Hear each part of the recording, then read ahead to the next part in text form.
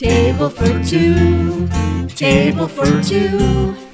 Having fun, playing games, just me and you. Welcome to the Table for Two show. I am Jane. And I am Phil. And we are here doing our pandemic month. Yay. Still. Week three. You want me to choke you? Is that what you're saying? No, I'm dying. Pandemic. Yeah. So as you know, first week we did regular, good old vanilla pandemic. Mm-hmm. Last week we did the rapid response, which was... But thank you to those who watched that video and commented and gave us some good suggestions that we actually might try the next time we play it before we throw it away. Right. Or give it away. Before or I have a heart attack trying to play it and watching the timer. Yeah. This week we're very pleasantly happy. Is that a good word? Pleasantly happy? Are we happy? Yes. We were happy to play this one. Mm-hmm. This was this is actually supposed to be a collector's edition, but I don't know if it is or it isn't. But it's Pandemic Iberia. Mm-hmm. Now this game, I got mine on Amazon. I don't know if anybody cares, but I don't get paid by Amazon to say that. But when I went to Z-Man Games website, it was out of stock. So maybe it is a limited edition. I don't know. It says a limited edition. So anyway, if you have it, I guess you're lucky. But this is the Iberia version. 2 to 5 players. Again, we played with just 2. 8 years ago, 8 years or older, and it says about 45 minutes. That's about right. Yeah, about right. Now we're not going to go through this entire game because, to be fair, it's very much like the original Pandemic. Yeah. So if you're curious about the original Pandemic, then watch our first video, and we talk a lot more about the components and things. But what we'll do here is we'll definitely show you what's going on the components, but we'll talk about what the differences are between the original Pandemic and this Pandemic Iberia. Yeah, well, it's not so similar that you would want to skip it. I think it's a fun game. No, it's actually, I love the extra features of this game. Mm-hmm. And then again, down below, there's a link, and you can see the the picture playthrough. This is the video. That's the pictures down there of some of the components of us playing the game and how it looked as well. So the board is very similar to the... Oops, can you hold that? Hold that part. It broke. No, it's different. The board is very similar to the original, except we're in Iberia. Yes, we're in Portugal and Spain. Yeah, so that's Iberia.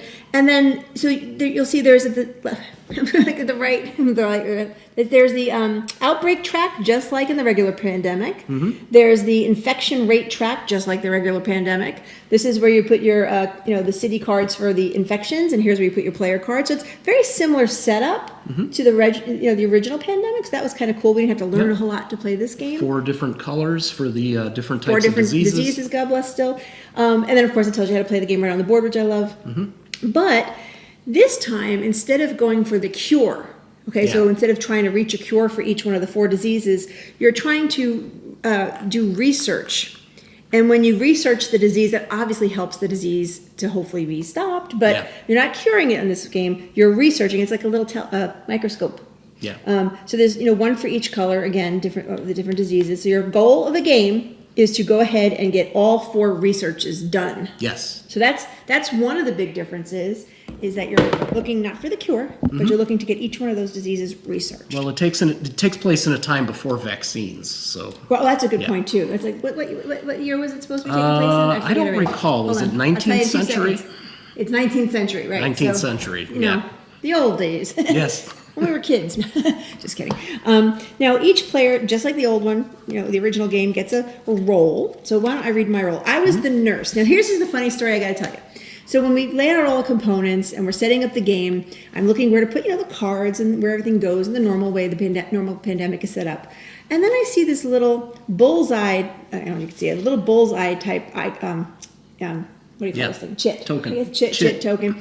And I'm like, where the hell? Where does this get used? I'm looking at everything in the book. I'm like, where does this stupid thing go? It's called a prevention token. Okay, so fair. So where's a prevention token used? I can't figure it out. It's the only component I could not figure out. Okay, so I said, well, screw it. I'm just going to put it to the side, and if it comes up, it comes up. And then I go to read my role. And it comes up. So I played the nurse. So here's the cool thing. The nurse gets the prevention token. So honestly, if I hadn't picked the nurse, I wouldn't have ever probably figured this out. Right. And it basically says place your prevention token in an adjacent region during your setup. So when you put your pawn on the board, he doesn't, this little token in an adjacent region.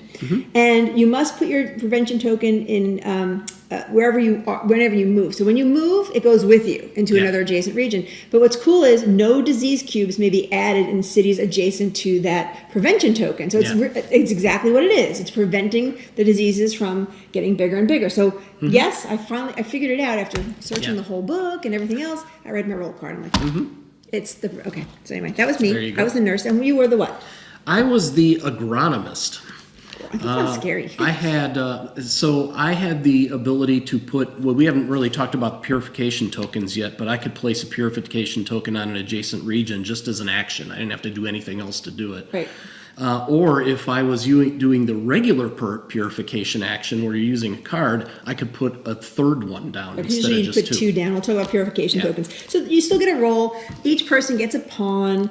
And the difference is when you shuffle the player cards, and each player gets 4 to start in the 2-player game, again, depending on how many players, you can actually pick which city from your hand you want to put your start pawn.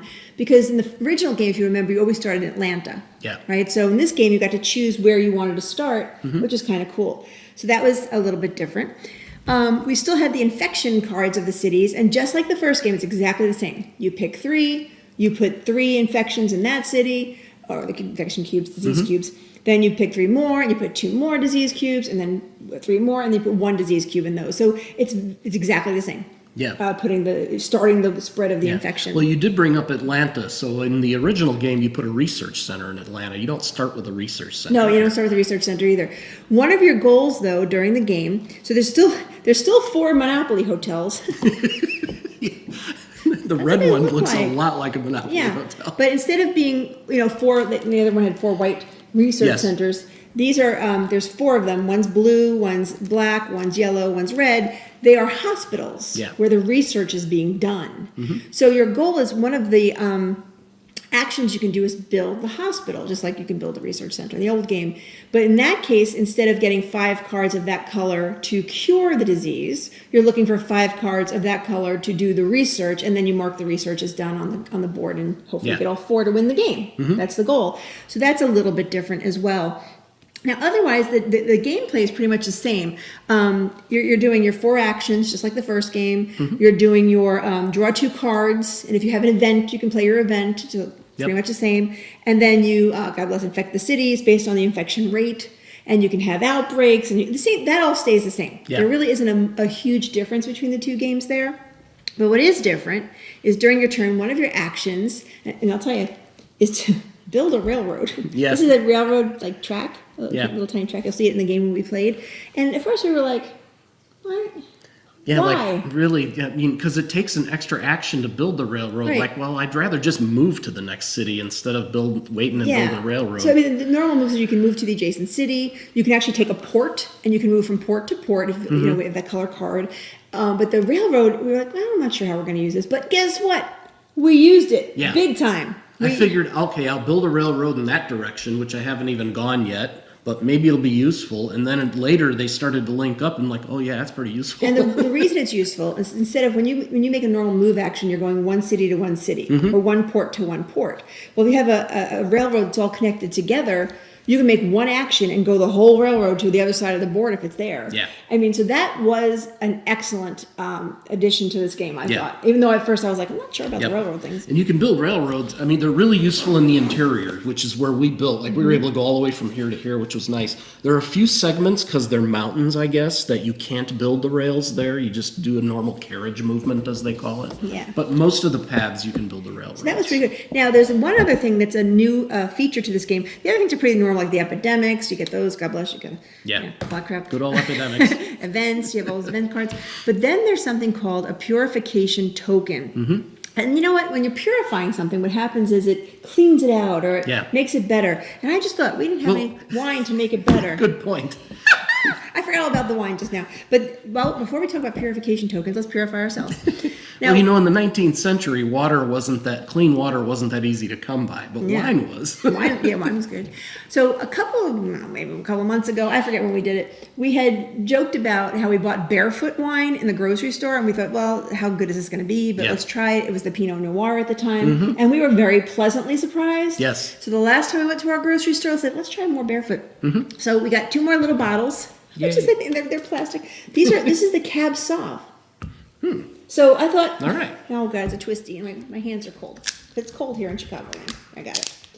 So we thought we'd try the Cab Sauv and see if it's just as good as the Pinot Noir was. So I figured give it a shot. And we're going to get to the purification here in just a second. First, wine's more important. I'm going to cap mine back up or it will end up on the game. I think it needs to open a little. It's good, though.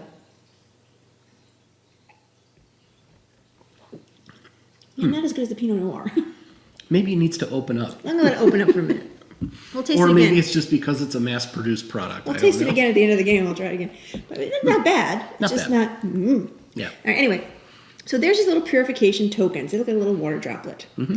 These saved us in this game. Yeah. And another component I absolutely adored, which I thought this is really a great addition to the game. So do you want to explain purification tokens a little bit? Sure. So, we talked about the region a little bit. So the way regions work in this game, which is also different, is any of these areas that are surrounded by these carriage paths, they're called carriage paths, or it could be rails, are regions. So if I'm in one of these cities, if I'm in one of these cities, which is yellow or red, and I have a yellow or red card, I can purify this region. And so what I'm going to do is put 2 down. Remember, I had a special power. I could put 3 down. Be special. I want to. You put 2 of those water tokens there, and then what happens is if any of those cities become infected, where you're going to put a cube down on Disease it, cube. you use one of those purification tokens instead. You take it off the board.